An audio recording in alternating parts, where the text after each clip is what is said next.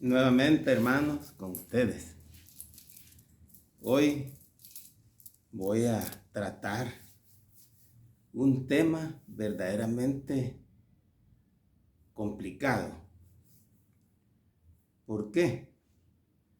Porque hay hermanos de gran valía, digamos, para mí, que sostienen lo siguiente: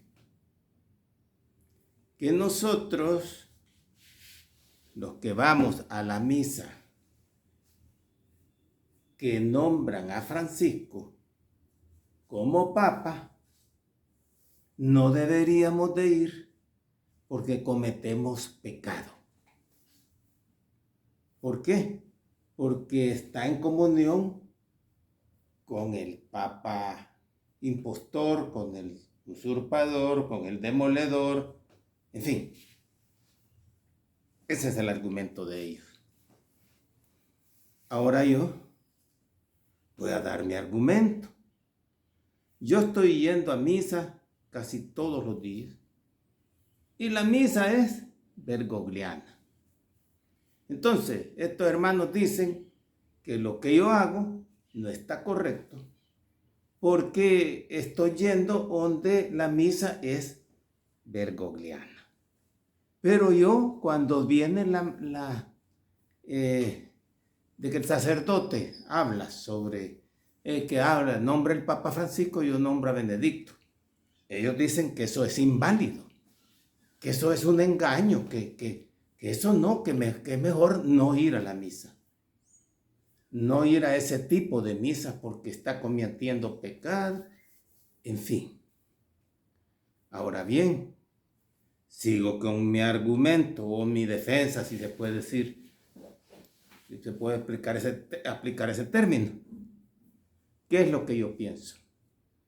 Pienso en lo que me han enseñado desde un principio, que por pecador que sea el sacerdote, como él es un consagrado de Dios, el Señor, a pesar de que el sacerdote es un pecador, el Señor baja y se adhiere al pan y al vino, convirtiéndolo en su cuerpo y su sangre.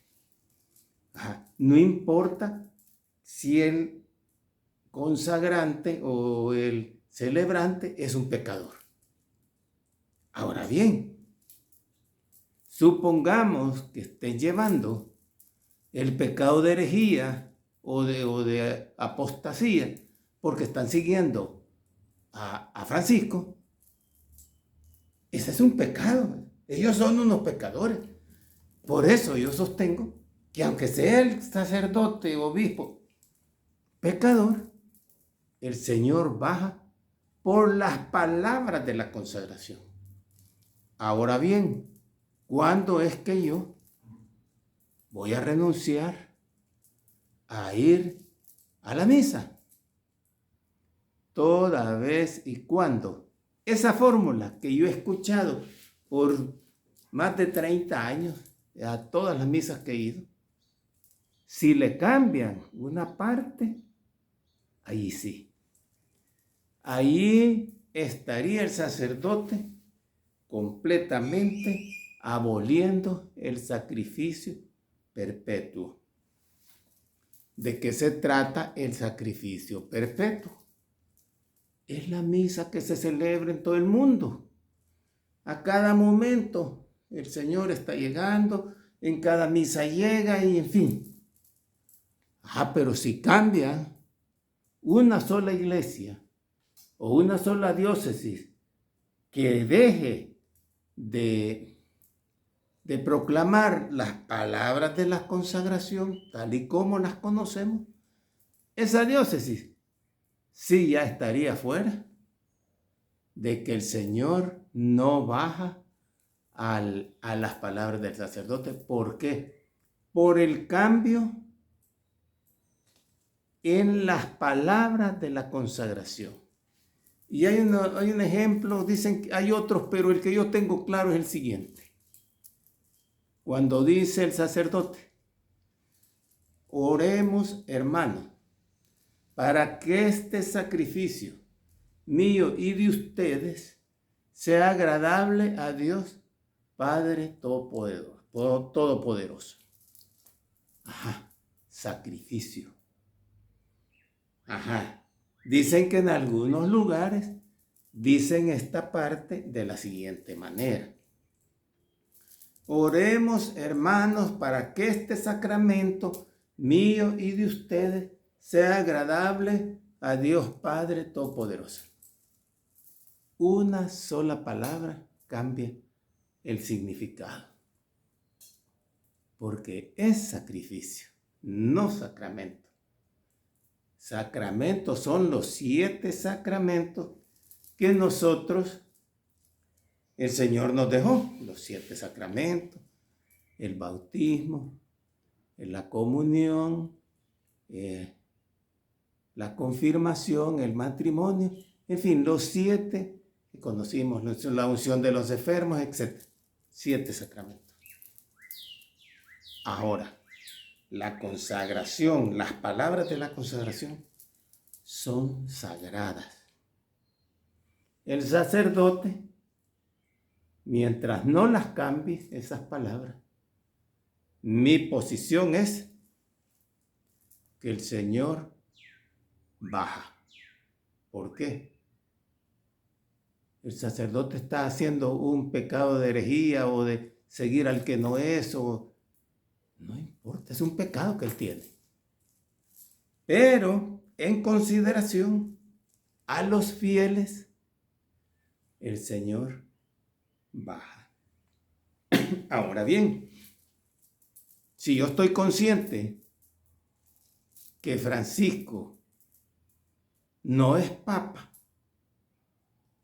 yo no voy porque, yo voy a la misa a pesar de que digan que es el Papa Francisco por el que oran. ¿Por qué? Porque es un pecado de ellos, no del pueblo. Ahora, si ellos saben que hay dudas y que Francisco es hereje y saben de eso, y a pesar de eso están nombrándolo en la misa, es un pecado de ellos. Pero el Señor baja haciendo a un lado ese pecado por las palabras de la consagración. Esa es mi posición. No importa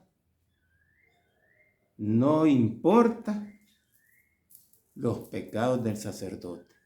Y lo que dicen estos hermanos en contra de esto, yo no lo avalo porque viene a dar a lo mismo.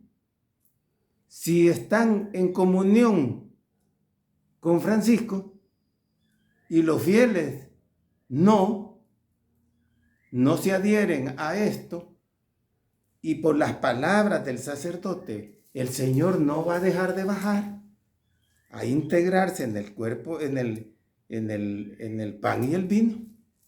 Entonces, el Señor cumple su palabra.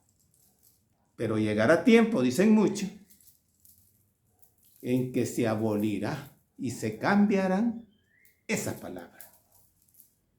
Allí, hermano, les prometo que yo no vuelvo a ir a una misa así.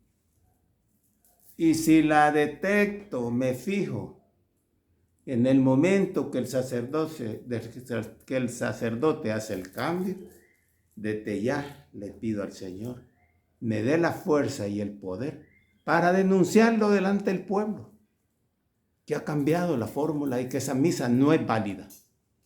Y si quieren que sigamos llegando a esa misa, que la hagan correctamente, no cambiando las palabras de la consagración. Eso le pido yo de poderlo expresar en el momento.